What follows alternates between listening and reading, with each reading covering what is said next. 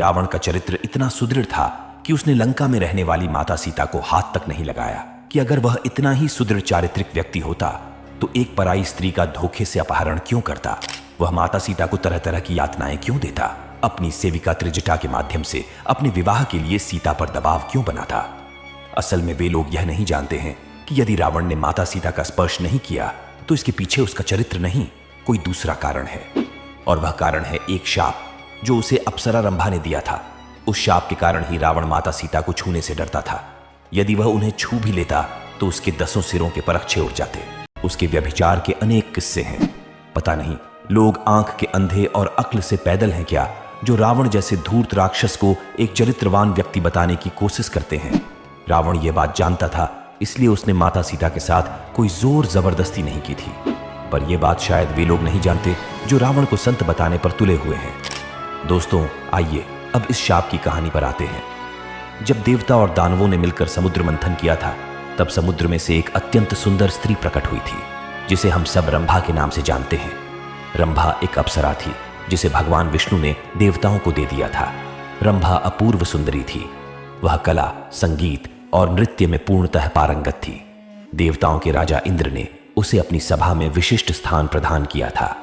जब भी कोई ऋषि मुनि कठोर तपस्या करते थे, तब इंद्र अपने सिंहासन के मोह में रंभा को उस ऋषि की तपस्या भंग करने के लिए भेजता था। रंभा अपने काम को बड़ी खूबसूरती से अंजाम देती थी। अपने रूप, यौवन और अपनी भाव भंगिमाओं से वह बड़े से बड़े तपस्वी का मन मोह लेती थी, उसे कामांध बना देती थी और इस तरह वह उसकी तपस्या भंग कर देती थी। जब रंभा विवाह योग्य हुई तो इंद्र ने उसका विवाह कुबेर के पुत्र नल कुबेर के साथ कर दिया। कुबेर रावण का भाई था, इसलिए रंभा रावण की पुत्र वधू हो गई थी। चूंकि रंभा एक अनिंद्य सुंदरी थी और उसके रूप की चर्चा संपूर्ण विश्व में हो रही थी, तो रावण इससे अछूता रहे, यह संभव नहीं था। दोस्तों, रावण तो था ही सौंदर्य प्रेमी, अतः वह रंभा को प्राप्त करने के स्वप्न देखने लगा और इसके लिए उसने प्रयत्न भी आरंभ कर दिए। एक दिन रंभा अपने महल में अपना पूर्ण श्रृंगार कर रही थी। वह सुडौल और सुंदर तो थी ही, इस श्रृंगार से वह और भी सुंदर लग रही थी। रावण भी किसी कार्य से कुबेर लोक गया था।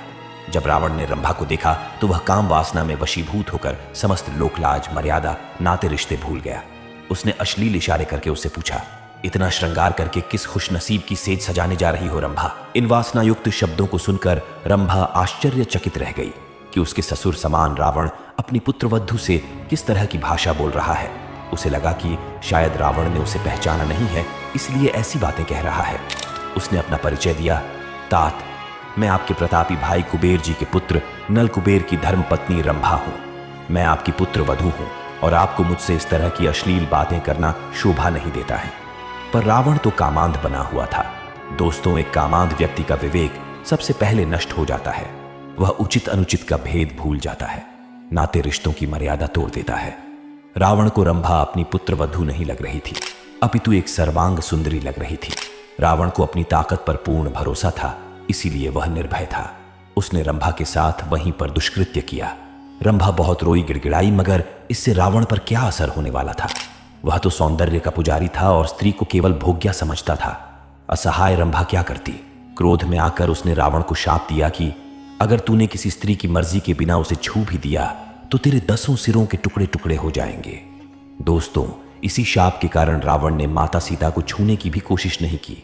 अगर वह माता सीता को छूने की कोशिश भी करता तो इस शाप के कारण उसकी मृत्यु हो जाती। दोस्तों, इस कथा के बारे में अगर रावण प्रेमी जानते तो वे ऐसा नहीं कहते। उसने न केवल माता सीता पर कुदृष्टि डाली थी, अपितु अपनी पुत्रवधू रंभा के साथ बलात्कार भी किया था। इस प्रकार रावण एक चरित्रहीन व्यक्ति था। फिर भी अगर रावण को कोई व्यक्ति संत की उपाधि से नवाजे तो समझो वह व्यक्ति भी रावण की तरह ही संत होगा। तो दोस्तों, कैसा लगा आपको आज का वीडियो? कमेंट करके जरूर बताइए और इसी प्रकार की और रोचक जानकारी के लिए हमारे चैनल को सब्सक्राइब जरूर करें। धन्यवाद।